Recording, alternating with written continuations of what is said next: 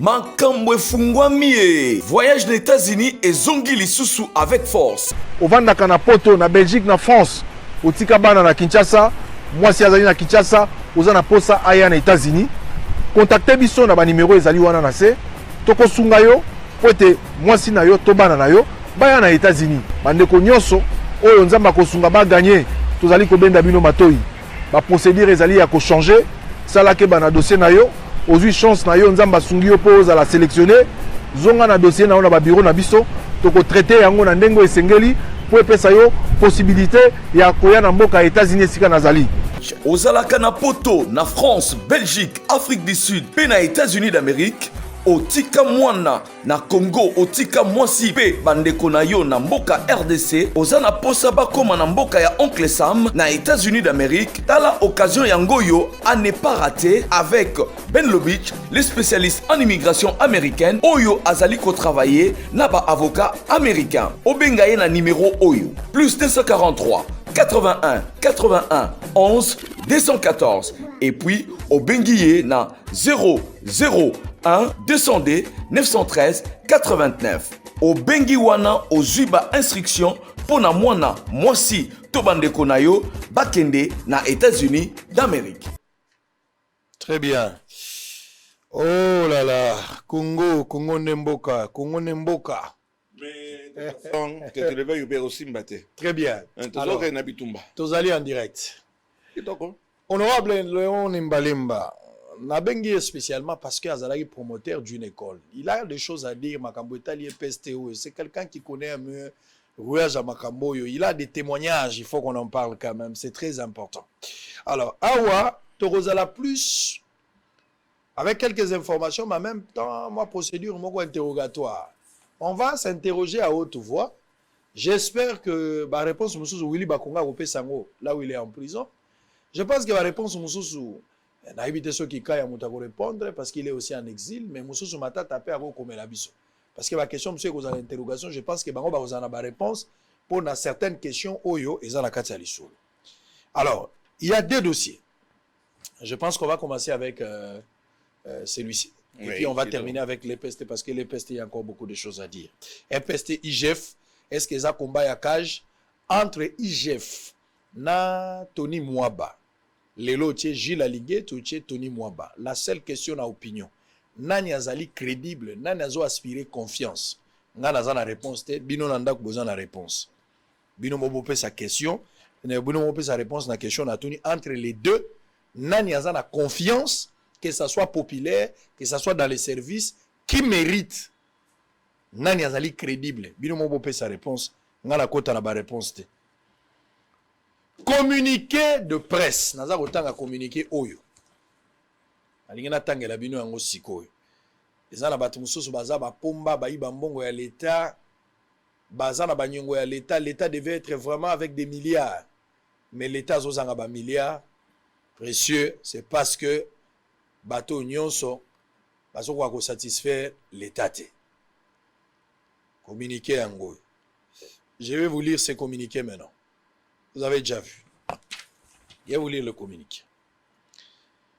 Communiqué de presse. Le conseil d'administration de la Caisse nationale de sécurité sociale, CNSS en sigle, informe tous les locataires de ces appartements, villas, bureaux et magasins redevables de plus de 3 mois de loyer que conformément aux dispositions contractuelles, un délai de 15 jours allant du lundi 9 au lundi 23 août 2021, les réaccorder pour régulariser leur situation locative en procédant au paiement de tous les arriérés de loyer accumulés. Passé ces délais, conformément aux dispositions contractuelles en la matière, la CNSS sera dans l'obligation de résilier le contrat de locataire insolvable et de récupérer ses unités locatives occupées.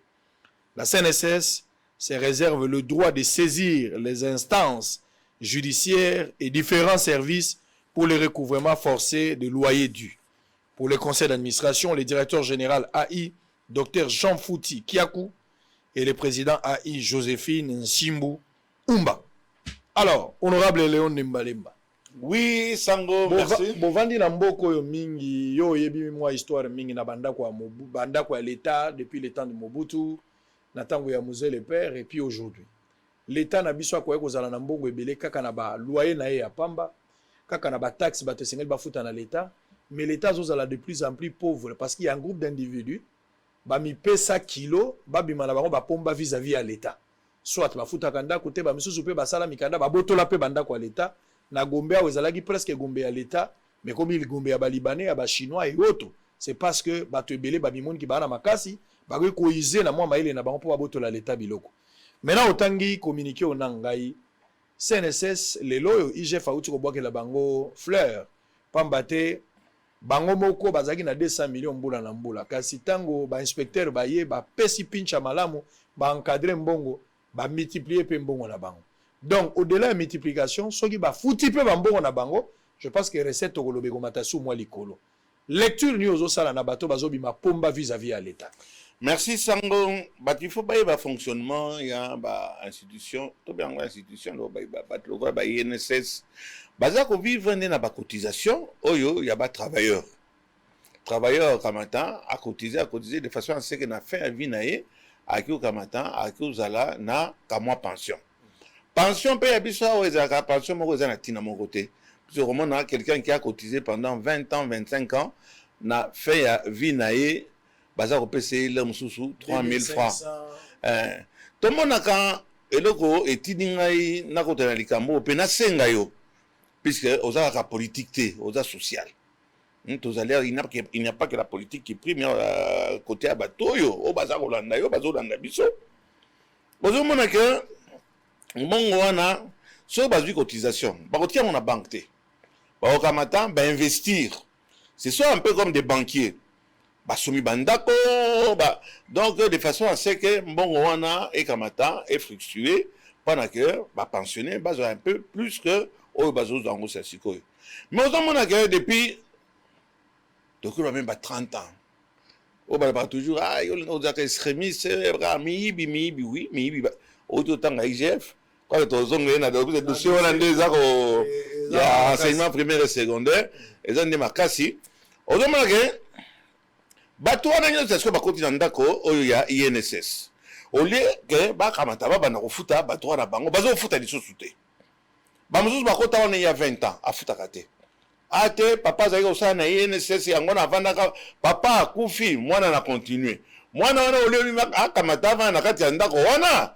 ya kawadi uta kamati locataire ati tozovana na Gombe puisque investissement mingi ya INSS bato ba yeba kate zande INSS ba comme si yango CNSS qu'est-ce soit il faut za na mbongo baza ko futa lisusu te ba mususu baza ba intouchable mususu mona ki ba ministre hein car Batouana, wana, Baza Kovanda, ça fait 20 ans, il ne paye pas, 15 ans, il ne paye pas. Ok, non, ça, il est Maya Futakate, courant Futakate, comité à Sikaye.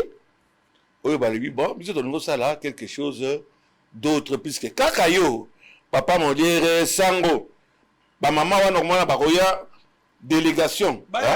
Oui. Délégation, aux hommes, pendant 30 000 francs. Okenda kozonga barrière na bango ezaki la musu ya ba 2 ans 1 an comité était au sala sikoyo bon na oyo ba otiko kotia pembeni bakamati ils vont ba frapper sur la table na bia papa Molière Sango baninga nyonso baza na presse voilà ndenge nini bino bozola kisaka ndenge nini ba mama na banyokolaka to kamata la pe bateau baza na banyongo na biso Toza kotindi kayo puisque tokamali déjà ba disposition lycée déjà ici salami basi ba saisir déjà la justice on va déguerpir yo papa za la carte ya ndako ya INSS oza ko futa te ba pesi yo 15 jours motonyo so yebi kaza na arrière o eleki 3 mois aye baké baza ko casser même ngaya wana lukaka ndako awa na Gombe na Vanda bandako déjà ils a sous-loué sous-évalué besoin qu'on foute à 300-400 $, mais pour payer à l'INSS, besoin qu'on foute à et le comment côté. Besoin qu'on va à Gombe, où est-ce que tu habites? Oh non, je suis à la Gombe. Bokoye bango. Pe tokolakisa ngo. Tokolakisa nyonso tokofilme nyonso. Ba Congo déjà nazotanga awa par exemple il y a ba immeuble. Ba immeuble nyonso ye INSS. Na ko yipsa bi. O bato bavandi na nko. Na ba oyo ba ezala ba chaîne à télévision. Yo za chaîne à télévision mais aussi déjà 8 ans puis c'est dans les Rwanda et pas Chinarambo ba ko sala eloko moko te puisque ozoko ba makambo ya Chinarambo. Avec Fachi Beton, ça ne va pas se passer. Nous, on est là pour faire ça.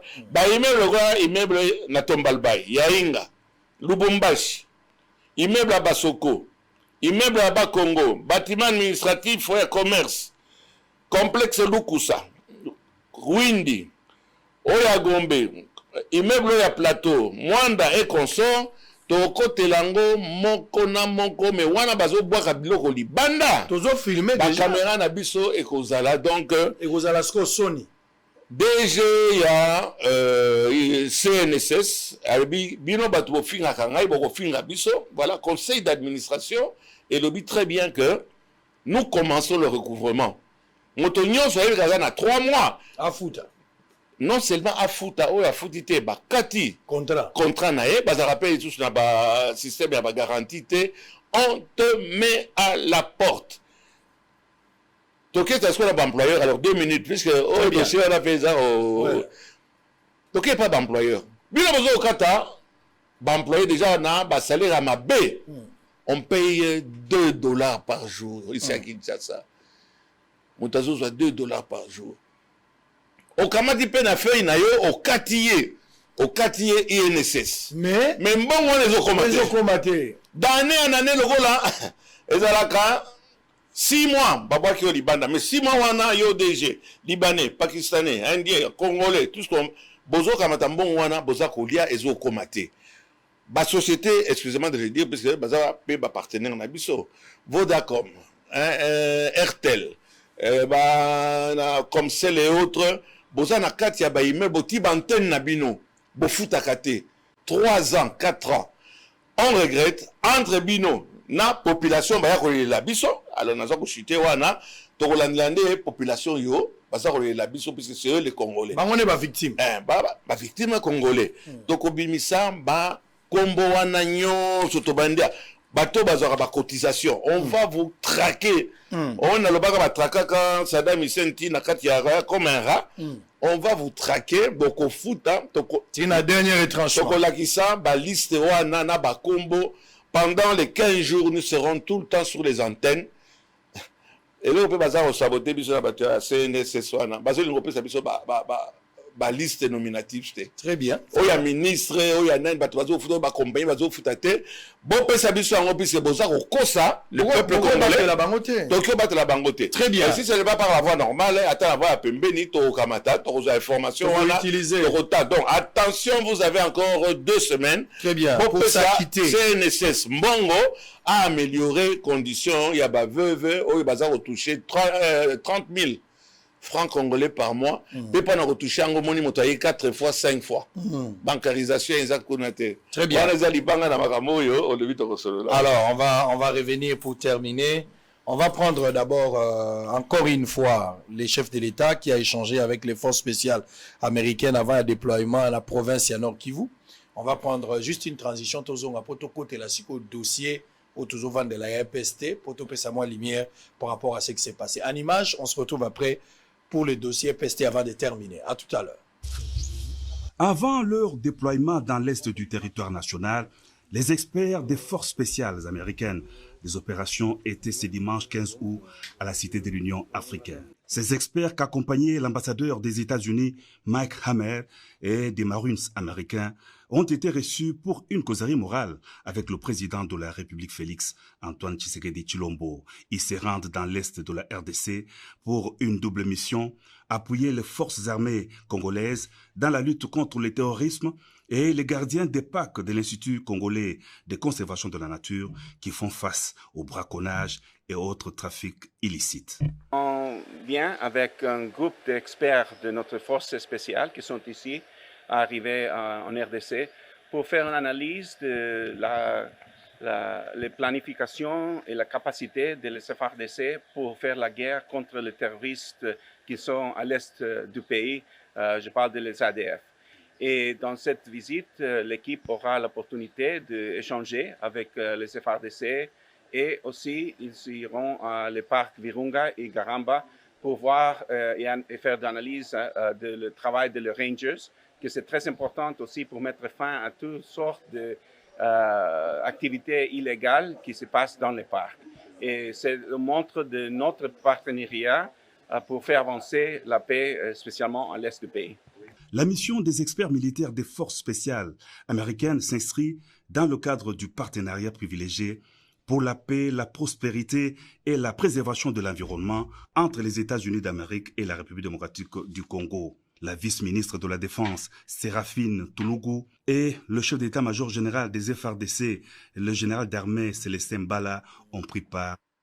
Très bien. Alors, merci. On va maintenant Kanga Ceinture.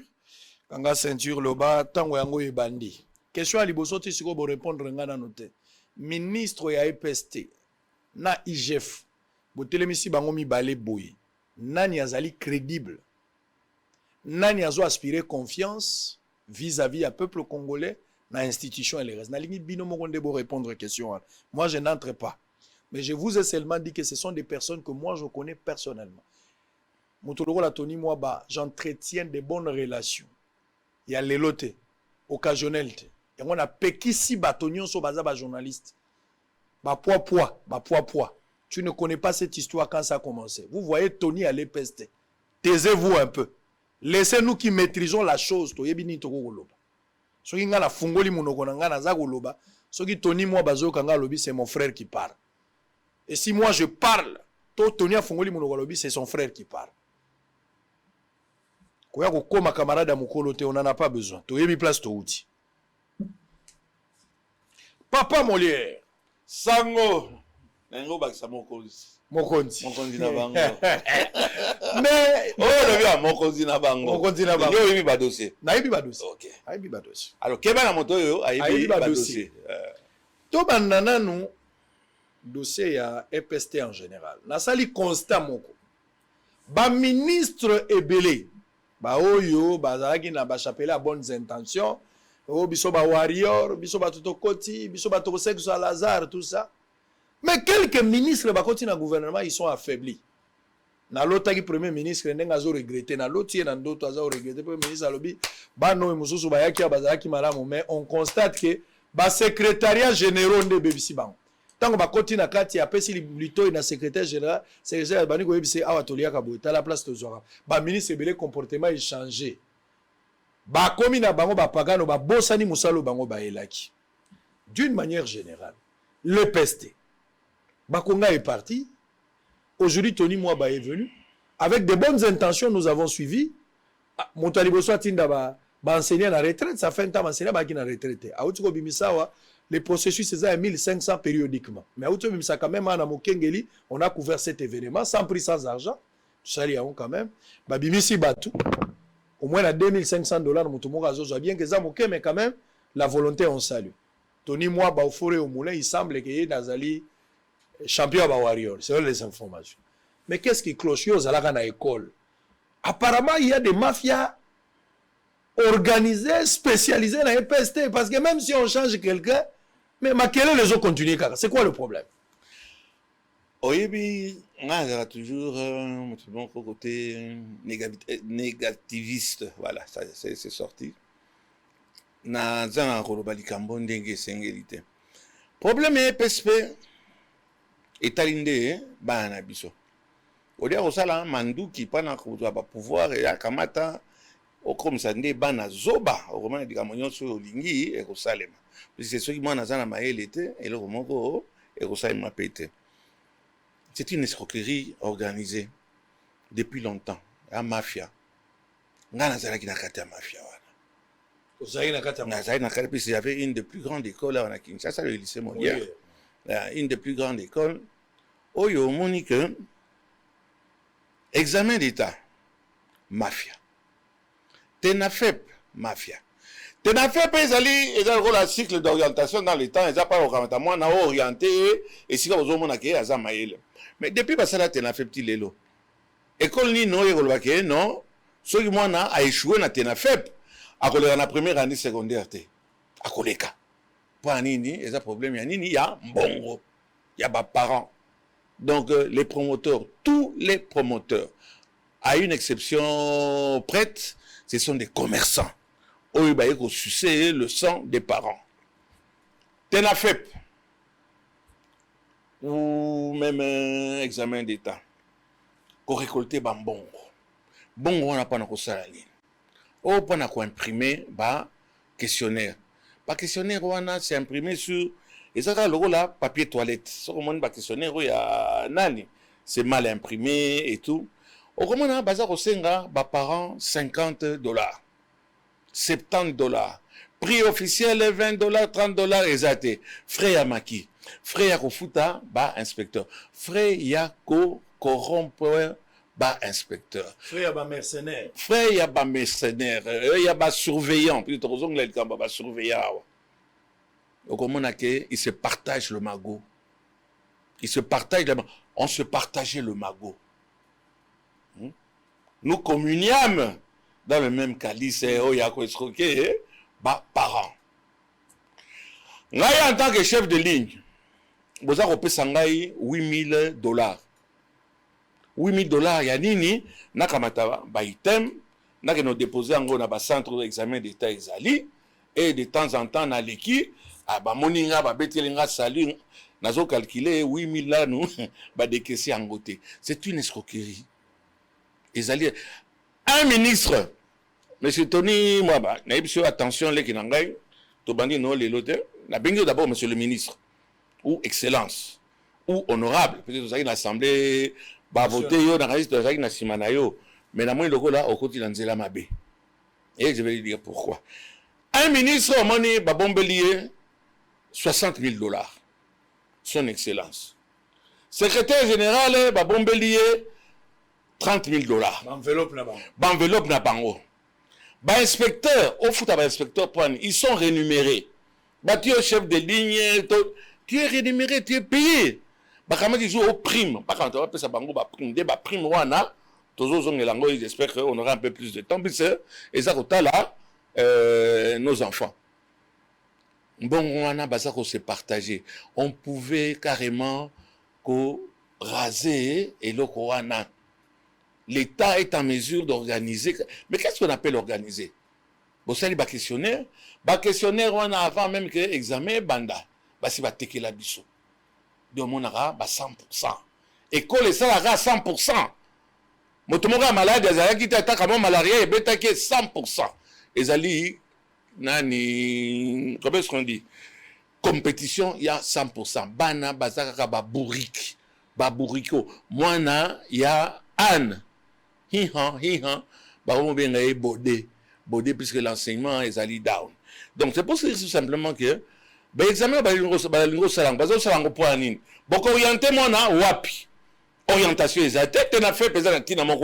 on peut supprimer aujourd'hui le TENAFEP et ne changer absolument rien à part ponctionner sur la poche des parents comme s'il restait quelque chose.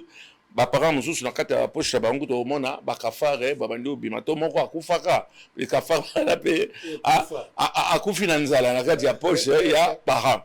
Donc c'est une histoire totalement, c'est une escroquerie.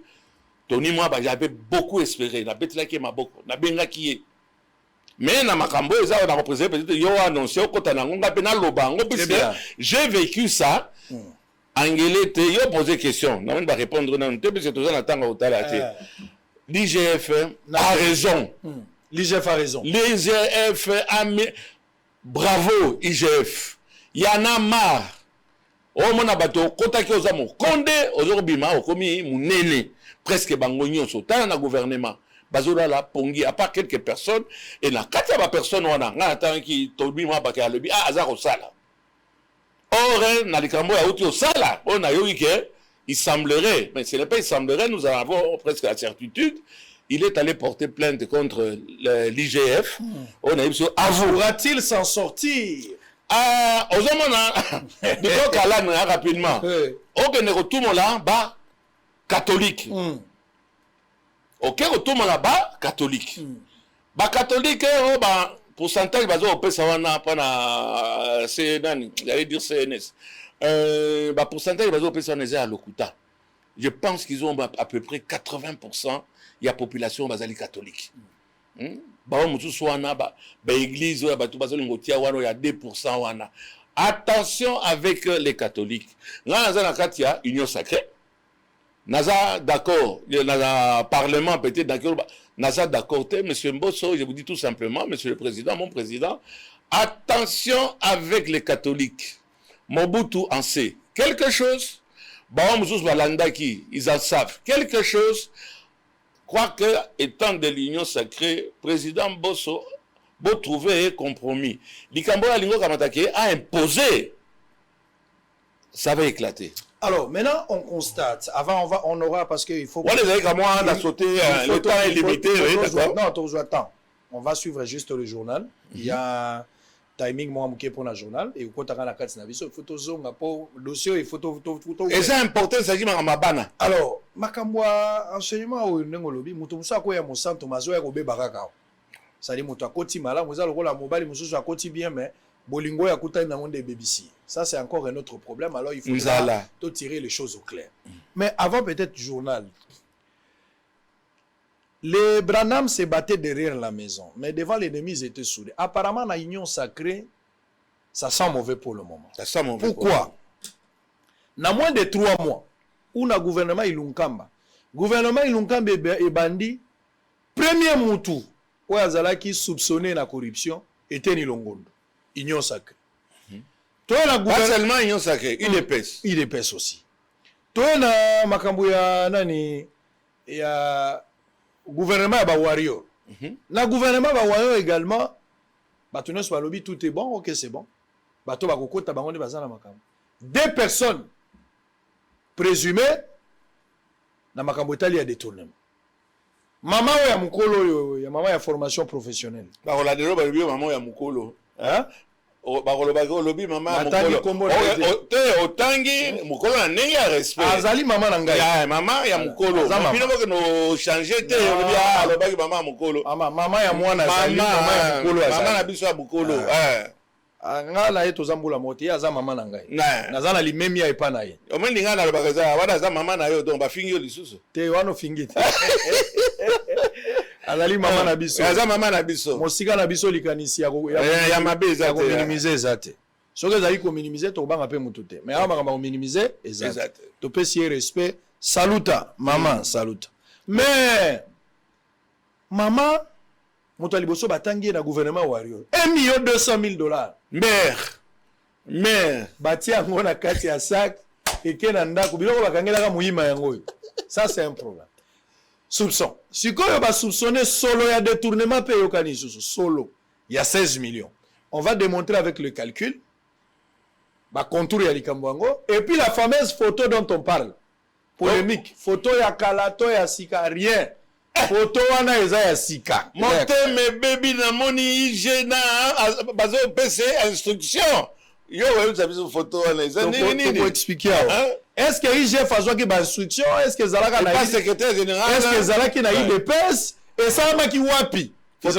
moi ba réponse oui na ndoto na moni yango na ba précision mobimba na kopesa yango alors tozala no journal comme ça tous maman wana bakangi na caisse asia bimisaki $1,200,000 batie na sac na te carton bah monsieur maman zongisa loi du franc yon ah non c'est-à-dire nini yo bimisa soki $2 millions $1,200,000 de quoi 2 millions de nango aka osombaka nini ya yebelo na somba très bien on donnera de réponses par rapport aux informations mais place photo wana bakangi yango IGF inaleli Tony Mwaba Augustin Kabuya na koti na ndoto nazui précision de taille na kabolaka ndoto na ngana public photo pesa ya on azwa ki yango potinela ki très bien en image le journal on va se retrouver tout juste après poto pesa ba réponse autour de cette question zwa calculatrice nanda ko simbango na maboko poto ko calculer 30,000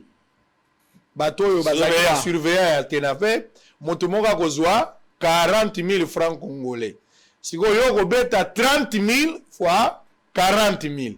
Réponse to kuza to kuchanga na dollar na to ya 20. Alors que bafuta bangana nolande mais to beta nga na 20. To koyeba nani azoko sanani. En image, on va se retrouver après le journal. À tantôt. Très bien. c'est pas pas na yebi na développer en mais na taïgara et pesi ngai nzoto malili. Alors il faut pas que la biso Jonathan Makoba ba élément ils pas Félix Boy la biso ba élément Tony moi ba uti ko porter plan na lingi na pe sa vérité o ezando tout na lingi na pe sa désinformation vérifiable toza na ngopé ben sûr parce que na yoki est-ce que je peux permettre ngai pas molière na koki ko minute hein. Oui, après ça là nous précisions. C'est un dossier de vengeance, dénonce le ministre de l'EPSP qui révèle avoir intercepté 2 millions de dollars et 2 millions d'euros pour le compte de Veridos, une structure des amis d'Alinguet. Selon Tony Mwaba. J'ai les preuves et ses appels quand il disait que ce sont ses amis. Comment tu peux te rabaisser à ça? Très bien. Loin de moi, on a ça les morales. Et ça circule. Non, mais écoute. Hein? Je vais faire une précision de taille avec des informations. J'assume ce que je suis en train de dire. J'assume. J'assume mes âmes d'autoté nazolo bango clair. Dossier Veridos. Veridos. Parce que le ministre l'a évoqué. Il y a ta question là. Oui.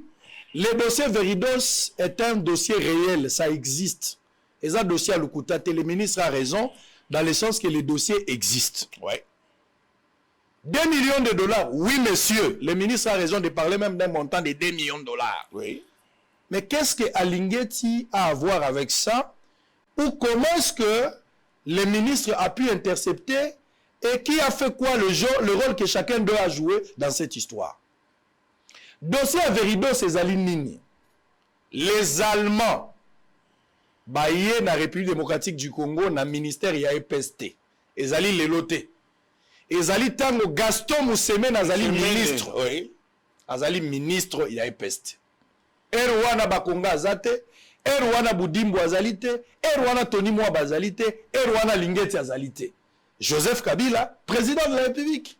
Balma baye ba négocier. Baye ko proposer ba identifier ba élève et ko permettre bango Congo na biso baye ba nombre ya ba élève to na bango combien, comment on peut superviser ce histoire là. Une carte biométrique. Bana bazwa carte biométrique. Ba allemand ba to ba proposer yango. Ministre Gaston Mousemena qui est vivant. Andini yango après que Solwana bango amoni que l'idée elle était bonne. Je pense qu'à l'époque conseil des ministres va valider qui bah écoute, signature et un contrat pour pas exécuter à raison de 5 dollars par 5 dollars par carte. Ndeko sala. Et wana sikote makambo gratuité ezate.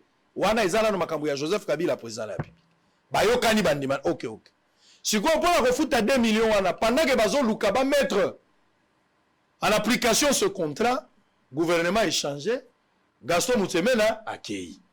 Willy Bakonga comme ministre ya EPST. Erwana Tony Mwaba azate. Makambo ya yebi yangote. IGF pas azate. Willy Bakonga yikokota. Tango ba Willy Bakonga koti na gouvernement. C'est en ce moment-là. Ba Allemand ba ye lisusu kokutana. Ba Allemand ba ye lisusu. Makambo na zoloba, je mets quiconque à défi. Quiconque à défi. Je précise. Nazala d'information parce que ce dossier, moi je l'avais traité à l'époque. La traité sur ce dossier. On avait dénoncé à l'époque et j'avais suivi ces dossiers. Après enquête, et à l'époque, il y a les lotés. Comme on a cité, moi j'ai des éléments, je dois donner des éléments. Et ce qui fait que le ministre Bakonga Tangwaye, il y a la prison à Zolandangaï. S'il y a contradiction, Bakonga va me contredire. Bien que j'ai des positions contraires à la gestion de la Makamousou, mais ça au moins je le prends en témoin. Bakonga Baye Komonaye, pas Balma. Pour la continuité à contrat de signer sous Mousemena pour la 5 dollars par élève. Ce qui est relevé à plus de 2 millions de dollars. Ok. Bakonga Yoki Yango, Willy Bakonga s'est déplacé lui-même à Kendati en Allemagne pour se rassurer à Megakota la nengi contrat Bakoyiko Komeka ko renégocier Yango. Certainement l'élément nouveau ya. Bakonga longagi nini? Bakonga lingagi esubaka na ba élève te. Mais ba identifier pe ba enseignant ba zo carte biométrique. Na place que zalaka ba élève. Et comme ça, les Allemands, pour la makamako bakisa ba enseignant na kati, ba évaluer comme à 22 millions de dollars. Et l'on a 2 millions. Naïra Moussemena est comme à 22 millions de dollars. C'est Bakonga qui était parti là-bas. Bakonga Zongi Awa. Il était satisfait dans Moussala, mais pas dans Mbongo. Je dois témoigner quand même l'honnêteté de Bakonga sur ce point-là. Bakonga est allé voir le chef de l'État et il a fait part au chef de l'État sur ce dossier. Après cette explication, pour ne pas se répéter. Le chef de l'État qui n'a qu'à voyage Moko. Tant que Konzambo Kakei, na voyage Rwanda, les Allemands là ont menacé. Dans le sens que ceux qui vont exécuter contre le roi Libabe, contre ceux qui vont exécuter contre le qui ont attaché même il était là sur le plan diplomatique n'a pas allemand. Mon contrat qui 22 millions c'était trop bon, il y avait possibilité de revoir mais pas la chose réelle. Et le directeur du cabinet du chef de l'État que je prends en témoin aussi. Selon les informations à ma possession parce que j'avais suivi ces dossiers. Avait fait le travail. Bakonga peut le témoigner. Je cite encore Didier Boudimbu qui connaît cette histoire aussi. Je parie fort parce que Bakonga peut y battre sans qu'il y ait battu. Il doit le savoir. Basala Yangona Guilain Niembo qui est l'actuel directeur et chef de l'État. Il y a cabinet. Solo lui sur ce dossier, 22 millions c'est trop, mais 2 millions ça peut passer. Mais est-ce qu'il n'y avait pas possibilité d'enseigner là-bas élèves pour l'identification numérique, oui. Là, ça n'a rien à voir. Tony Mwamba n'était pas encore là, il n'en sait rien. Marché conclu à ce stade-là. Willy Bakonga Kei, Boudimbo Bakei, mais il y avait déjà l'autorisation de pouvoir payer ça. C'est le chef de l'État qui a instruit, et pas Guilain Niembo, selon les informations à notre possession. Et finalement, l'IGF arrive. L'IGF arrive, Tony Mwamba arrive. Qui amène les dossiers?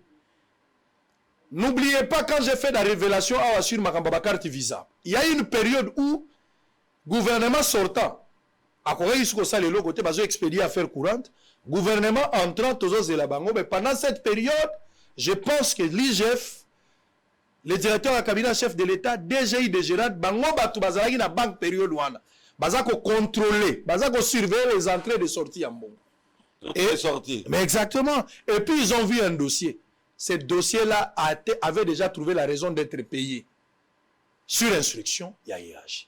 Et finalement, cet argent a été instruit pour que Mbongwana et Zongi. Mbongwana et Bima 2 millions. Oui, vous avez raison, Mbongwana et Bima 2 millions. Les Allemands ne sont pas amis à Linguetti. Alors que Linguetti n'était pas encore là. C'est Moussemela qui était là. Vous avez raison, monsieur le ministre. Les 2 millions existent. Vous avez raison. Vous avez raison. Ils allaient pour la carte. Vous avez raison. Vous avez raison également que Linguetti vous a instruit pour libérer cet argent. Il en a qualité, tant mieux. Mais cet argent n'a pas été détourné. On peut avoir de preuves, quand vous avez fustigé des preuves, les appels. Je ne savais pas qu'entre les ministres, les gens s'enregistrent. Ça, je ne sais pas. C'est bas. C'est très bas. On va suivre ces éléments. Ouais, c'est très bas. Comme ça, en tant que député, les éléments sont là. Oui. Alors, prenons ces éléments. On va prendre toza kozonga yoskoza député o lo banano ndenge yozo bona makambo parce que makambo na zolo ba bato na tangi na zozo bango en témoin sur ce dossier là. Ezambo mo ba bomba pembenité. C'est grave. En image, on se retrouve après. Allons faire. Des fois, nous utilisons certains opérateurs pour la paix des enseignants comme Caritas, mais Caritas pose aussi beaucoup de problèmes. L'accès est difficile. Pour une petite prime de 30-40 000 francs, on doit mettre ça à la banque. Pourquoi? Et puis, ces épreuves-là, je dois l'avouer, ça touche également au social. Tous ceux qui surveillent là, ils se retrouvent un soir avec 30 000, 40, 70 000 francs. Ce n'est pas 500 $ comme on l'a annoncé par les médias de la haine. 70 000, 40 000, 30 000. Mais quelqu'un peut prendre sa bière. Il peut s'acheter un poulet et manger. Ça touche également au social. J'ai dit, comme ça s'est toujours fait dans les années antérieures, cet argent-là sera donné à la main.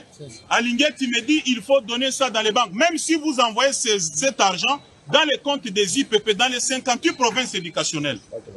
Mais les banques ont des instructions, il y a des plafonds. Vous ne pouvez pas sortir une somme au-delà, par exemple, de 10 000 $. Comment vous allez servir tous les intervenants?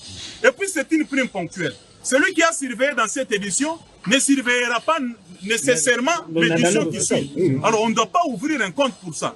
Pour avoir dit ça à Gilles Linguetti, il a considéré ça comme une tentative de détournement. Comment je peux détourner 16 millions de dollars ou 31 milliards de francs destinés à la prime des intervenants? D'ailleurs, si vous ne le savez pas, le ministre des Finances a autorisé le paiement de cette somme-là, mais on n'a pas encore eu ce qu'on appelle l'OPI, qui nous permet d'aller à la banque. Cet argent n'est même pas encore disponible. je suis avocat, professeur de droit. Le détournement suppose que vous êtes déjà entré en possession de cette somme et vous la faites affecter à autre chose. La tentative voudrait dire aussi que vous êtes déjà entré en possession de cet argent, vous voulez l'affecter à autre chose et on vous a arrêté. C'est ça. Mais si à Lingeti, le fait de proposer que ça aille dans les comptes en banque devient une tentative de détournement, je considère ça comme un dossier, je considère ça comme un dossier de la vengeance. Je considère ça comme un dossier de la vengeance. Je précise que c'est un dossier de la vengeance parce que entre Lingeti et le ministre de l'EPST, c'est le ministre de l'EPST qui traque les détourneurs.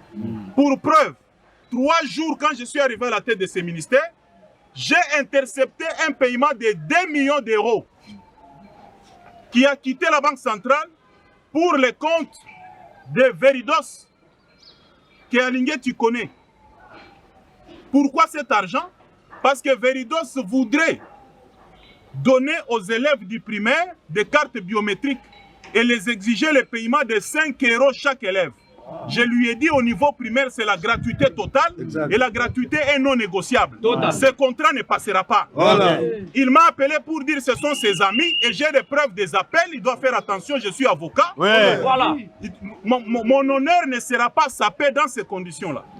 J'ai refusé et j'ai fait une correspondance. J'ai adressé à la Robank pour dire vous ne payez pas cet argent, ça doit retourner dans le trésor public.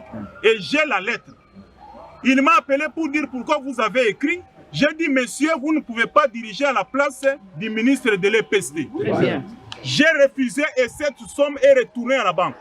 Tous les Congolais qui étaient derrière le dossier Veridos se sont maintenant ligués contre moi et ils ont trouvé l'occasion de passer par Alingeti pour chercher à me salir. Oh mon Dieu. Allez, Kouloutou, à vous. Déçu. Monsieur le ministre, je suis déçu. Voilà justement la tentative ou les tentatives de détournement. Oyo, la plupart des ministres, balandanaki, epespeza na mbongo ebele, badon. Oh, batinda kawana limwara nengwana.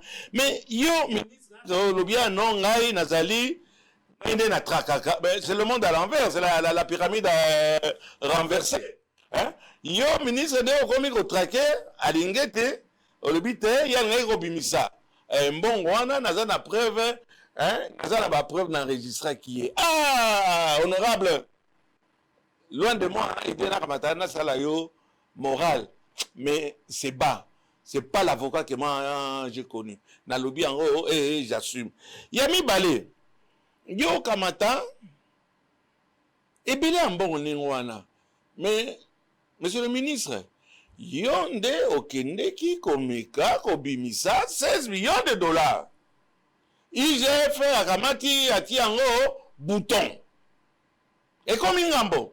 Que comme abengande mais vengeance. Oui, il y a vengeance. Quelle vengeance? Bon, il y a yote, il y a papa na yote, il y a maman na yote, il y a lingete, il y a papa na yote, il y a maman na yote. À Monique, ça ne va. Mais c'est ça son rôle. Son rôle, quand il voit quelque chose, il a sous-sprout. Hein? Suspect, il va sous-sprout. 16 millions, bapé sayo, à tiango bouton. Abipo na ye, toko bankariser ango. Et comment, dans le procès de la honte ou de vengeance, n'a préféré, puisque je sais que côté wana osali outillé, mais n'a accompagné, puisque moi ça me révolte.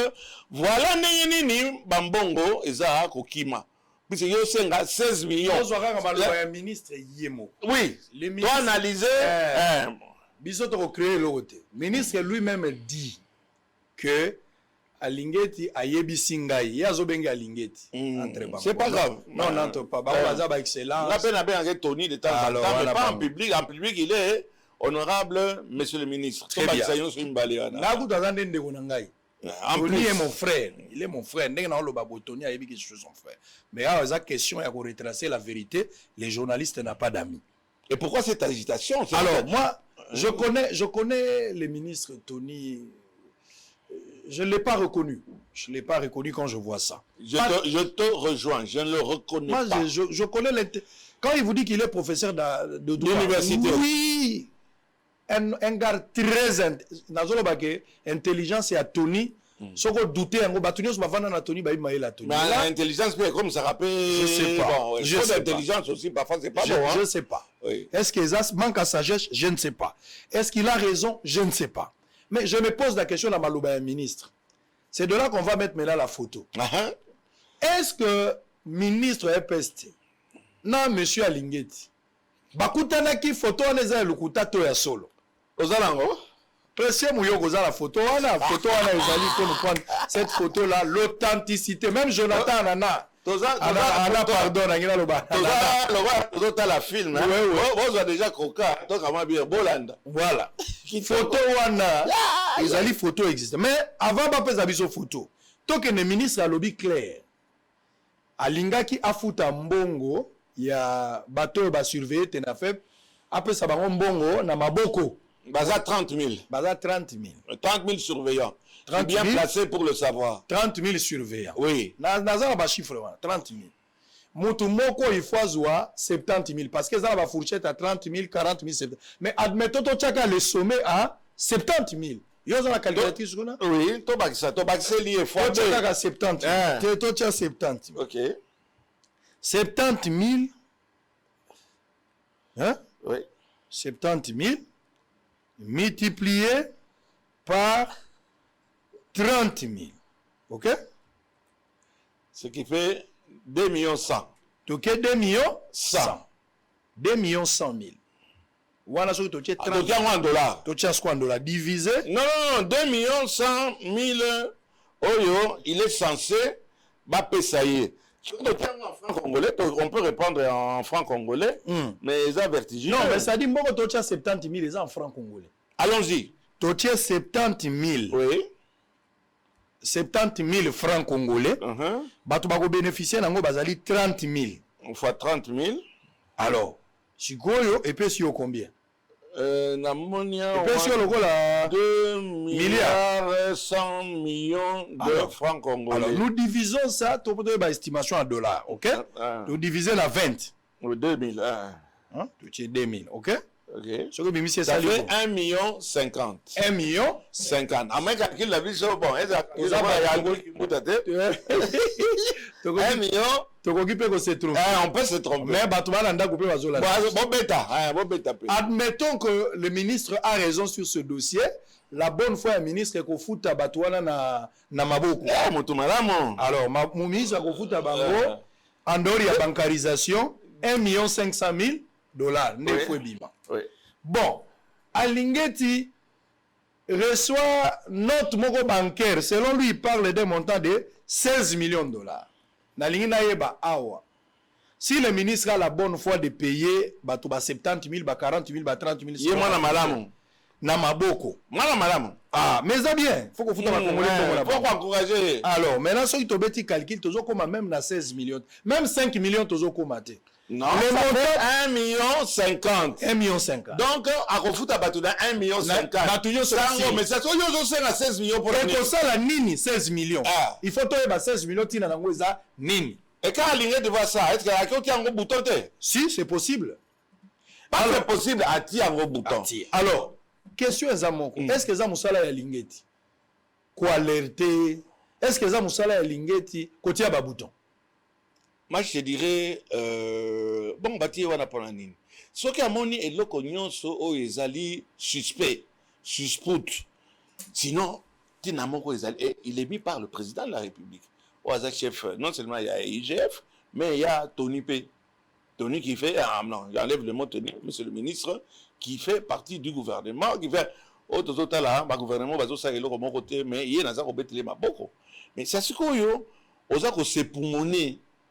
Pendant que bakamata ba pesa yo 16 millions mais yo bato yo refuta bato ba refuta bazo obimisa combien 1 million sur 50 bon 15 millions wana ekoke olingo sala ngoni no kotonga bandako ça c'est une question ba école c'est ça c'est une question qu'il faut évidemment répondre mon wana surprise ezokende wapi bravo IGF au moins là quand il vient naza ko tirer celui-là na ba boulet rouge ah naza oui ah nazomona yango nazomona ke baza ko linga ku bakamata bakatei kingo puisque oyo asali eza kitoko 1,50 million. Monsieur le ministre yo ozosenga 16 millions bapesa yo en cash. En plus de ça bapesa yo en cash. Ça dit mutu voyager na $800,000 ke futa bato. Ye moko azolo balobi kotinda mbongo wana. Il y a des lois ici, c'est $10,000. Mais par quel mécanisme? Yo 16 millions wana on kotinda ngo parce que ndenge nini menga na yebi tunanga. Comment? Un peu ça. Un peu ça. 16 millions. Admettons que le ministre est même à la bonne foi. Quelle monnaie? Admettons que le ministre non, même qu'il a la bonne foi. Non. Tu peux ça quand même. Moi, tu as la bonne foi. Admettons que le ministre a la bonne foi. D'abord, moi, je connais Tony pas comme un tricheur. Je connais Tony non pas comme un voleur. Je connais Tony pas comme un détourneur. Je connais Tony dans les valeurs. Ah, d'accord, mais la petite peut venir en mangeant. Hein. 16 millions, c'est pas peu. Hein? 16 millions, vie dans les bons chacun de nous a un prix. A un prix. Mais je sais pas. En tout cas, je connais des valeurs indiscutables. Indiscutables de Tony Mwabako. Ouais. Un homme cohérent, un homme qui a bien gagné sa vie. Tony est des rares. Il est des rares. 14 500 000 nini. Puisque, tu peux te calculer, on kamati 30 000 personnes, 30 000 surveillants. 30 000 surveillants, on peut ça 4 000. Tout la même généreux, à 5 000 ango. Et les qui à 1 500 000 $. Mais yo, ça c'est quoi la différence? 14 millions 500 000 $. On y ça la nini. Si j'ai fait le baron, le bien, non, ils ont un problème, il y a vengeance. Vengeance par rapport à quoi? C'est l'argent de l'État. Makambo, il y a ma carte biométrique là, etc. Mais il y a un banque sous sprout. C'est pas catholique, c'est protestant. Ce n'est pas bon. 14 500 000 qui est porté disparu. L'IGF a fait son travail puisqu'il a été mis sur ça. Il y a le bureau qui a porté plainte. Il n'a pas atteint à ton honneur. Moi, je ne me rappelle pas dans le dossier dans Zolandango, puisque le bureau est allé PSP dans Landakango, Sango. N'a pas quitté IGF à le bureau, non. Le ministre de l'EPST, ou bien je ne sais pas comment a fini là qu'il y a je n'ai pas entendu ça. Il a stoppé une opération qui n'est pas catholique. Basango, excusez-moi, c'est un terme. De la même manière aussi, de l'autre côté, les professeurs Tony Mwaba, les meneurs en touche. C'est comme ça qu'Ofi Abouaka est les meneurs en touche. Il est à Finagi Bouton, selon lui, 2 millions PO IGF à l'Obagé. C'est bon. Au cas où ça serait vrai. C'est bon. Ça s'avérait vrai. C'est bon. C'est bon. Mais on Fina. Et tout ça, les chefs de l'État, son image est sapée au dessus de tout le monde. Ça fragilise les camps. Et encore, union sacrée. Non, mais ce n'était pas sage. Hein? Ce n'était pas sage, à mon avis.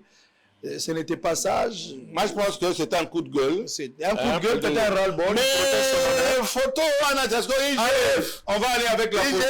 On va ordre, secrétaire général, il a dit des IDPS. Vrai ou faux? Total, parce que Tony Mwaba lui-même l'a dit.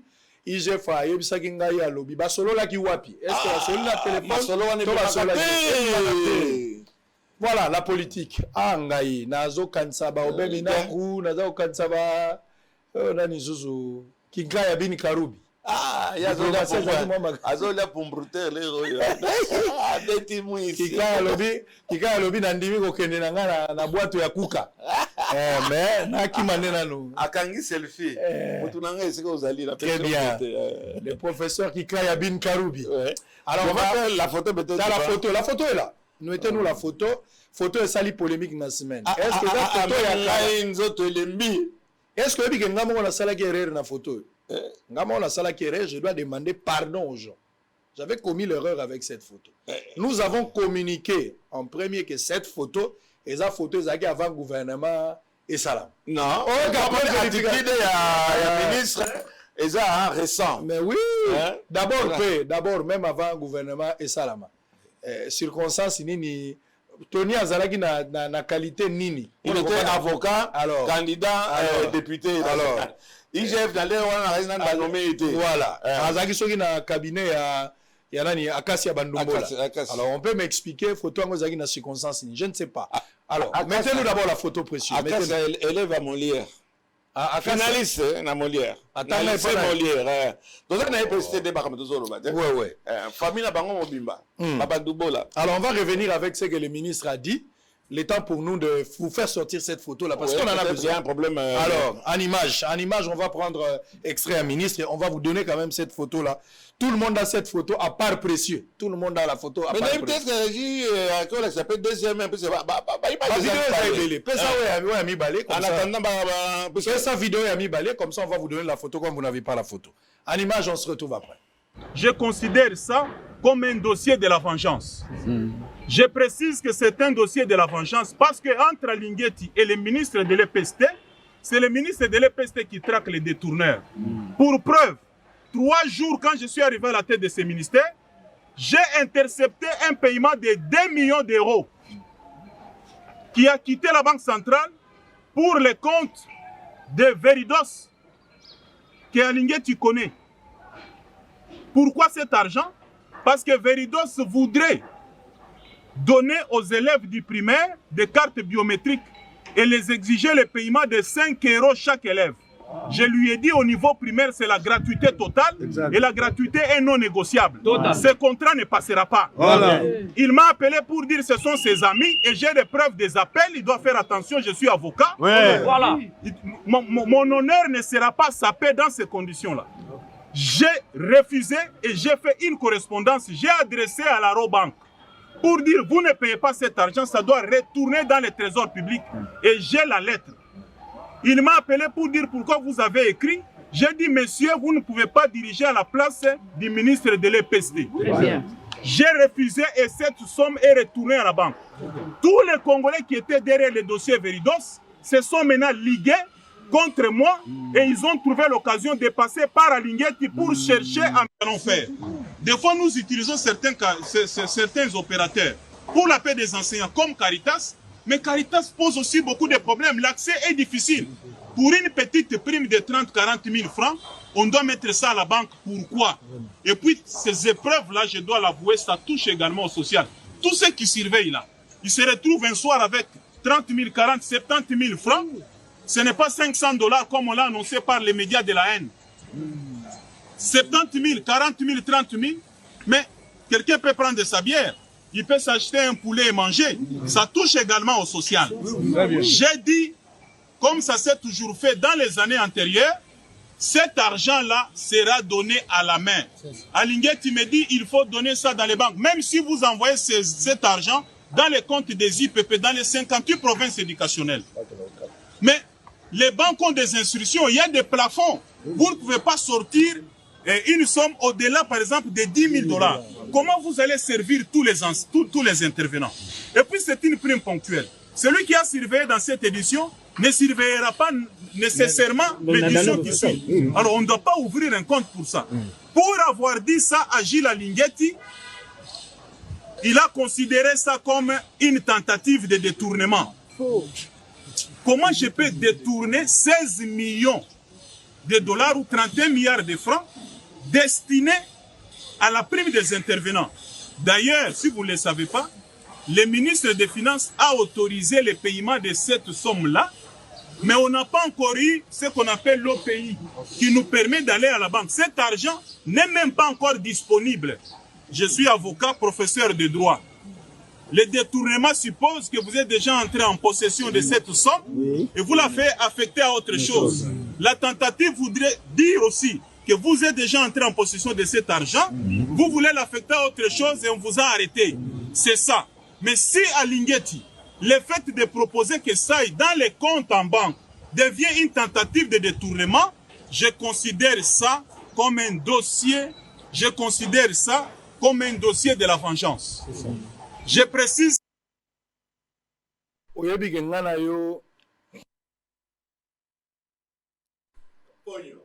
Bato bazo benga matata mponya za soki na problème ya poison. Et oui, on dit on l'a empoisonné. Il y a une histoire de bancarisation. Ça m'a bête bancarisation et longola miibi. Il y a une tentative, il y a le ministre Tony Alobi La raison, elle est claire. Hein? Littéralement, on peut comprendre la raison. Je ne sais pas comment tu vas balayer ça. Alors, que enseignant a surveillé Léon Nabumbu, l'aime sur le bien qu'on surveille na Kingasana. Ou à Kingasana pose à Mbujimai. Moi, admettons. Voilà. Au point de vue stratégique. Oui. Mais Alinguet propose compte bancaire pour que Moutou partout à Rosalie au côté na compte naïe. Tony Mwamba dit faut pas foutre na maboko parce que azan la rapidité a utobol il tchete liliete bitumba wana babanda depuis ce qui Caritas hein au bakabola kambongo il y a des millions là dedans hein oyo badongo bazako wela agitation il y a monsieur le ministre agitation au point nini au bloquer les kamwa carte puis c'est un problème à gratuité félicitations on tape les mains on tape même les pieds hein félicitations mais yo jasko yo na razibino yoso par téléspectateur, vous avez un bino. Besoin calculer. Très bien. Hein, calculer toi, Bobeta, 30 000 personnes. Multiplié par, il y a une ça, 40 000 ou 50 000 ou 70. Bon, allez, toi, t'as gentil, 5 000. Hein? Toi, c'est gentil. T'es topé à 70 000 de plafond. Bon, les cambotés. Parce que c'est coupage fait, il y a transit. Ok. Sur le 70 000. 70 000, la moutou, moi, ça, 40 000. Parce que tu as fait peso salama 2 jours. Oui. Ok. Toi, multiplié en gros, fois 2. Ok. Mais ils ont comment 3 millions. 3 millions peso comment. Alors, aux autres, c'est pour monnaie. Ça, c'est pour monnaie. Moi, je connais maître. Tony Mwamba, je le connais en tant que député. Je répète encore ici. Je ne le reconnais pas. Au complet, Balingo Salisa. Nani na matoyo yangai. Déjà, bon, moi je tire sur tout ce qui bouge. Je n'ai pas entendu l'IGF dire que monsieur le ministre a voulu détourner, en le citant nommément, a voulu détourner 16 millions de dollars pour que tu en fasses une affaire personnelle jusqu'à perdre personnalité nayo. Personnalité nayo, le bi, naza na ba preuve, j'ai enregistré. Devant les caméras. Maître, je ne te reconnais plus. Très bien. Non, je ne te reconnais plus en tant que bon, ma relation n'a plus mais je reconnais l'érudit. Un érudit. Oh, on a mis la qui est un bondo. Nakakawa. Et pas na miyela qui est un bondo. Mais bon, c'est sur ça les commentaires dans les alliés. Tentative, il y a Mbongo et Bima, et Zala, attribué à qui de droité. Il parle de 16 millions. On fait, ton petit calcul. N'a pas montant à Zakoloba. Toi, tu tiens quand même fois 2 pour 2 jours. Même pas 3 millions. Comment on arrive à 16 millions? Je vais comprendre ça. Peut-être nous, on ne maîtrise rien. Soit l'information est à donner. Chef de ligne, 10 000. Bon, on les a détournés. Voilà. Je le dis en connaissance des causes. Bon, si tu as source, on nous donnait jusqu'à 10 000 $ par personne. On a fait peur, oui. On a qui chef de ligne. 10 000 $. 10 000 $. Monsieur le ministre, yote. Mais le ministre, on a été lui, il touchait 50 000 $ dans la période, il y a TENAFEP. Au lieu de donner ça aux parents, de diminuer ma frère participation, ils allaient modique. Aujourd'hui, on a 20 $, 30 $. Pourquoi? Et pour un examen qui ne va... Eh, Tony Mwamba, Nazela qui au Kamata, changement est radical. TENAFEP peut servir na Dikambo, Nin. On doit faire sortir un ministre Nabagonae. Très bien. Alors, mais ça, il faut retenir que Tony Mwamba n'est pas seulement un diable. Il a aussi des côtés positifs. Il est aussi un démon. Non, il est aussi un ange. Il a aussi des côtés positifs. De mots, oui. Exactement, je sais. Il est aussi, il n'est pas seulement... et bon, ni diable ni démon. Mais exactement, parce que Tony Mwamba, comme je le disais, c'est quelqu'un qui n'est pas venu chercher la vie dans la politique. Bien que Mbongo Batbaton Narangote, ça c'est normal. Ouais. On a toujours besoin d'argent, même Bisso. Bien que Bisso Toboy Kozambongo Amouibi, Bamso Bagondi Marozoa, Namoussa la journaliste, Bazan Bango libre. On a inventé des médicaments par la Boumou. Bon, on cherche l'argent comme on peut. Alors, ben, ce qui est normal, Tony, quelqu'un que je connais bien, l'excellence Tony, bien sûr, le ministre FST, c'est un avocat de taille. Oyo, ceux qui ont un cabinet au Koku Teza Kovanda, moto a reçu et ça la ministre monsieur bakoti baza locataire mais Tony c'est quelqu'un qui a quand même otali molonga mapanga otali mituka otali ba bien c'est quelqu'un à féliciter ceux qui ba coupage à 16 millions de dollars ezali tira pas la mafuta eza likambo etali bana mafuta te alors on va terminer 15 millions s'il vous plaît 15 millions de dollars olingaki kosala nango nini okele nango na aéroport wapi on va permettre qu'il y a 10 000 dollars yo moko zolo bango alors on peut pas voyager avec 10 000 batu oyo balinga bakendo futa ngo baza banani bananas wala banani bananas nani alingaka bima 800 000 dollars na ba poche eza 30 cartons en bongo okenda ngo wapi na kaka na DGM oyo baza pour papa Molière olinga ndenge alors très bien on va terminer avec cette histoire de photos oui ce qu'il faut retenir jusque là c'est très important ce qu'il faut retenir jusque là le ministre Tony Mwaba la photo est là photo ya mwana ministre Tony Mwaba Augustin Kabuya na Jules Alingeti. La première question. J'ai fait ça na ba garement ta la pose à Zui on ira zolo ba cause toujours tu m'intéresses donc makamozolo ba rien na bloquer 16 millions wana ta la ba garement ya namoni professeur Tony Sourian namoni Jeff Nde azome o convaincre ngana interpréter ça sikoyo voilà yo penza alors ce qu'il faut faire je pense qu'à ce stade ici ce qu'il faut retenir d'abord pour notre dossier faut retenir que bango na bango nde bazo bimisa ba information ouais je m'attendais pas que le dossier comme à niveau je pensais peut-être que bakoye ko gérer en famille comme on a vu dans cette photo finalement photo est allée récente natuni bato qui sango les sous ça photo ozomona que le ministre ezande ya sika eza photo ya kalate bato bi mwana ba eza ka kala eza photo même dans la salle guerrero wana alors on a posé aux questions sango yo ibi ozaka toujours oleki na CIA wana c'est ce que tozomona na sima ezali nde secrétaire général Kabuya ye azosala nini wana abengisa IGF bazolo bakaza pesa ye ordre pendant que a libéré ministre Tony babimisa 16 millions à vous. Bon, quoi que yon dozo ya mangai mais tozo linga kama ko analyser. Wana nazobetelo ndoto. Wana eza ndenge na monaki na butu. Eza important ndoto. Na ndoto wana na monaki boy. Les maris de nuit. Na moni na ba 4h05. Na moni na bandoto. Téléphone ya IGF sonné. Wana nazaki côté ya Kingasani. Téléphone à IGF sonné. Babengi IGF on pouvait se voir pour parler un peu pour discuter. Na ndoto wana ndenge na moni mutu kombwe bande ko kima. Na ilongi na monaki mutu aza na sukite.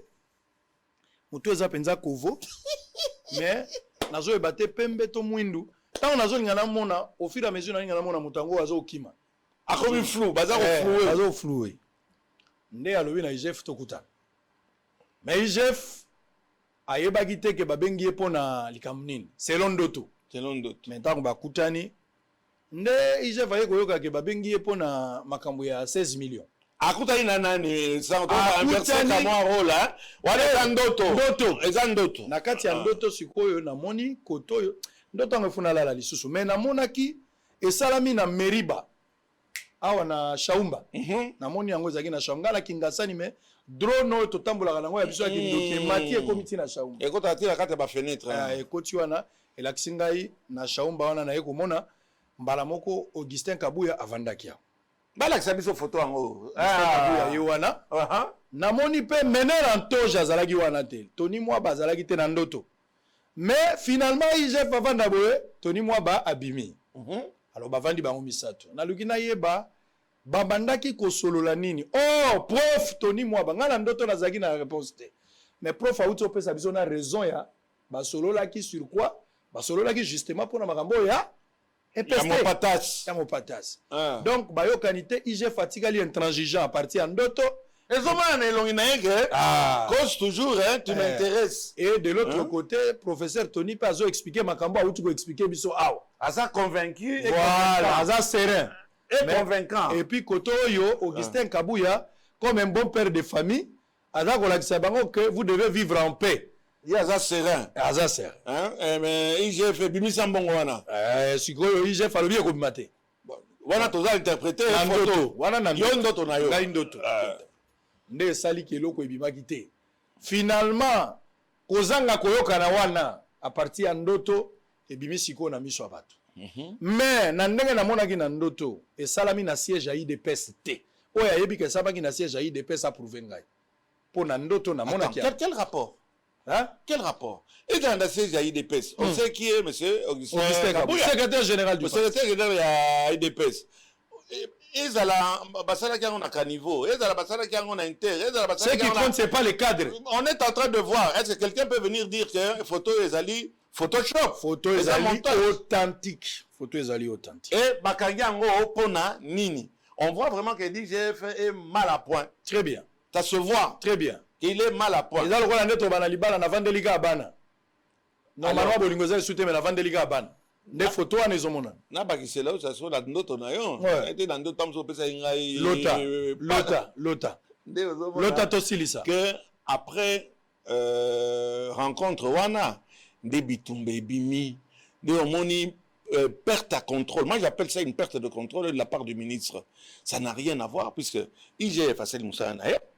Mais le ministre Assel Moussa Naye, mais quelle est similitude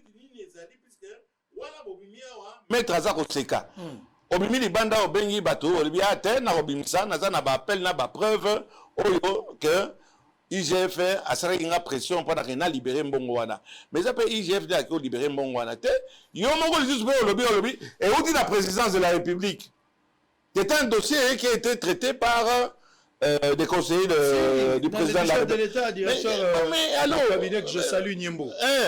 Alors, maître ministre, na yo IGF égale combien pour sauver mbongo belé ya République du Congo? Bien. Oya ko le ko lobi na ko porter plainte. J'ai appris ça. Si les images sont là, les images sont là. Te wana zolo banano. Ouais. Mais à quel quoi nous avons des informations déjà et que mais c'est bas, c'est ridicule. Très bien. Et ça ne se fera même pas. Biso to robeta maboko. Très bien. Alors aussi ici. Aussi ici. Il va souka. CNSS, INSS, bon, ça c'est bon, car politique, côté social, bon, ça la tension, bazako ya ko kangabanda ko nabino ko interrompre ba contrat nabino, boke no futa CNSS, bana ba futa ba mama oyo, bazana besoin pe oli ba pesa bango aki ko surveiller. Oyebi na batena fait pour batina ba mère oyo bazana déjà na 70 ans. Bakodisi balatisi jeans wana kaka ke azaka mwa ndambo mbongo wana ezaka na bakapita na donc bato wana nyonso baza wana pana ko bouffer l'argent des parents, les parents qui n'ont pas d'argent. On parle de gratuité mais on parle de carte de 5 et consorts. Bokamata, toi accompagné président de la République. Merci. Félix Tshilombo Tshisekedi na musala naye. Très bien. Est-ce que na fini moto? Jamais. Ah vous? Très bien. Alors, tout ce qui ça pour Nalelo, c'est qu'il faut que yeba. Une année jour pour jour, IGF a lancé patrouille financière. Azana musala kakate ya kobete la batuma boko. Mais azana musala ya ko pekisa, ko surveiller pour que mosolo ya l'État et bimate. Bolu ke lango ba terme mususu, mais vous êtes libre. IGF a constaté qu'il y avait une note au niveau de la banque. Ils ont prévoir décaissement. Il y a 16 millions de dollars pour la raison de TENAFEP. Selon IGF, ils ont estimé que bon wana soke bimi tina nango ekozalate et ko sala objet ya prétendu détournement. Na mosala na ye apekisi mbongo wana ebima. De l'autre côté, ministre Tony Mwaba azako se justifier que mbongo wana eza poitia na poche te. Mais mbongo wana sengeli afuta bato basalaki surveillance ya TENAFEP. Ba question ezali. Bato ba surveiller qui le montant, le nombre na bango ezo varié na 30 000 personnes. Ce qui totie 30 000 par rapport ya ba chiffre au ministre Raymond Kazo évoqué, selon ba fourchette ba 30 000 ba 40 na 70 000, toko koma même pas na 5 millions de dollars. Mais là la question est celle de savoir les 16 millions de dollars qui devraient être décaissés. Le reste même si on payait tout le monde surplus ambongo linga tikala pona nani, je vais avoir de réponses et puis ba téléspectateurs bazan a besoin il y a réponse. Yami balé eza clair likambuya veridos makambo na lobby ezali vérifiable. Mais j'en soutiens ici, ministre Tony Mwaba, oui, à l'obi qui a finagi bouton pour mbongo bimate par rapport à contrat ya Balma normal. Mais kolobake IGF aza na baninga na Balma na belema nyonso nga na za nango ezalité. Mais le ministre peut être mieux informé que nous, tout qui est lié primaire de cette question. Mais l'IGF, en ce que je sache, comme ça des infractions, ministre ouais aza la gouvernement, yoza ministre oza DG, ataba yebisio kolamba bien et pekisio te mekamungwa. Ezate lokola ba commission kozo sala malamu ndo lobiote babosala na liste à contrôle. Le contrôle est permanent. L'IDP IGF azali kleboa soki azui okobikate. Il faut pas emona na kebozo traquer ka bato FCC. Kikaya na minito akoya kozala lelo na Nyangwe, kikaya lingaka za pele msu lelo na Kimbuta, mais akomi na difficulté akomona Nyangwe te, akomona Kimbuta te, akomona poisson ya shaba te, akoya na bosolo te. Pona nini? Po baza kolukaye. Il ne faut pas emona na c'est comme si ezala bato moko bazo protéger bato mususu te. Ezala Tony Mwaba, ezala ministre nini, soka za na mbeba IGF akoloba yango. Mais IGF pe soki moto sali malamu loba, soki pa sali mabe loba, mais koko c'est la pe moto le côté. Kokene ko enregistrer été. Très bien. Ba ministre likamba ko enregistrer za na tina mon côté. Vous êtes une famille, je pense que là où le chef de l'État se retrouve, azala papier mouchoir azolela. Pambate, les gens n'ont pas compris sa vision. Bato balingi ba kwela kaka vision na ye alors qu'il azo koma na esengo. Ya koloba na bato, voilà le travail que j'ai fait. Nous avons fini. Oui, justement. Ça c'était très important quand on a ministère. Idée yo bengi ke bakanga bino photo. Et où tu vois? Et puis yo kamata photo on a publié ngo dans quelle intention si ce n'est pas pour nuire l'IGF. Très bien. Parce que tinani no bokangi on suppose que M. Kabouya était là, l'IGF était là, M. Maître Azali wana secrétaire quand on a vu sa photo. On a la photo à Nani. Très bien. Il y a mon konzaza wana. On photo wana ça c'est utilisation en outil en gros sur le net. Pour quelle fin? Na côté le pays j'ai fait en gros. Très bien. Non, mais quand musala na ye. Na lobby. Et musala na ye. Ngala lobby clair. IGF azali loko azali moto sengeli to protéger. Oui. Soki fachi na bilan na ye. Akozwa maloba ya koloba na miso ya bato. Le travail passe par l'IGF. Heureuse la maman qui t'a mis au monde, IGF. Il faut que protéger IGF. IGF a le roi pasteur dans quatre églises. Jour à tei bateau balata ba pantalon, ba sera ba jeep ba sepeli. Mais jour à côté ba meli masanga. Boko inaye boko mona il faut pasteur. Contre. Comme ça les infractions. Bosso le sil. Kitoko. Bosso le sil. Merci bosso le sil. Kolobake na zalaka direct. Ya kolobana bango. Mais comment yo olingi ke yo zo poser ba acte o yo zo détruire toute une collectivité batu nyonso tango zo poser ngo monango normal yo lingi siko tanto lo banango toi koloba. Vous savez, les détournements ce sont des actes de brutalité contre tout un peuple. Les détournements ils ont entravé le développement de tout un peuple. Yo zo condamner tout un peuple na misère. Oui, bambong belé puis yo link étant tolobano avec des Français, tolobano direct. Pour yebake Moïbi, voler c'est un acte immoral. Et celui qui vole sans gêne et il veut tout en volant qu'il soit applaudi, c'est quelqu'un qui fait preuve d'une mauvaise éducation. Il faut quand même aux gêne. Comment les gens sont arrivés à un niveau aux Oïba? Pour les autobétela comme à beaucoup les auditoire, aux oïba, tu tues les gens en volant, puis tu nous conditionnes autobétela comme à beaucoup. C'est de l'immoralité, c'est une mauvaise éducation. Tu dois te gêner. Quand tu voles les biens et l'argent public, tu dois te gêner. Ça fait preuve d'une mauvaise éducation. Alors ça c'est un, il faut que le bas, bango tambo ça là-bas, acte wana. Il y a combien de gens souffrent de leurs actes? Combien de gens meurent dans les hôpitaux? Combien de gens ne savent pas à l'intérieur se déplacer? Ba route ezate, ba école ezate.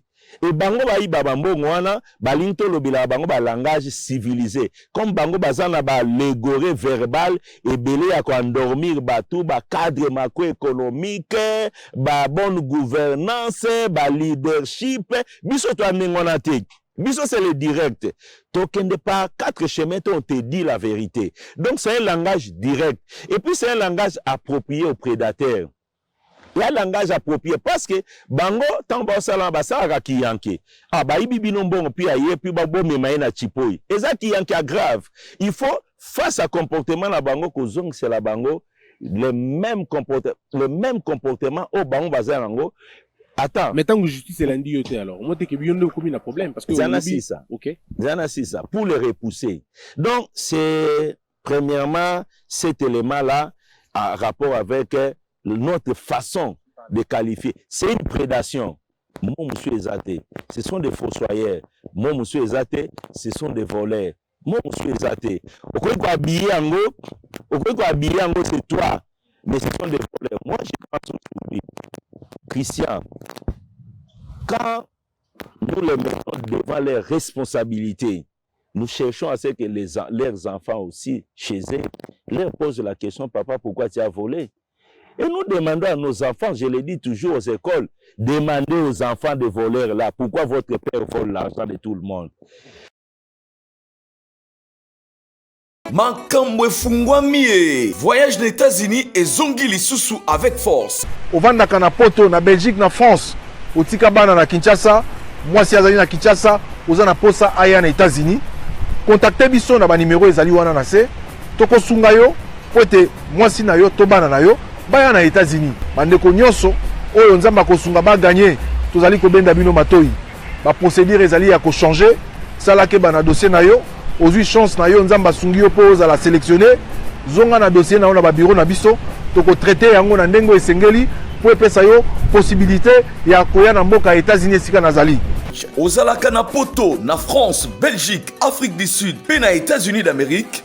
Otika mwana na Congo, otika mwasi pe bandeko na yo na mboka RDC. Ozana posa bakoma na mboka ya Oncle Sam na États-Unis d'Amérique. Tala occasion yangoyo à ne pas rater avec Ben Lobich, les spécialistes en immigration américaine. Oyo azali ko travailler na ba avocat américain. Obengaye na numéro Oyo plus 243 81 81 11 214 et puis Obengiye na 001 200D 913 89. Au Bengiwana au Zuba instruction pour na mwana mwasi to bandeko na yo bakende na États-Unis d'Amérique.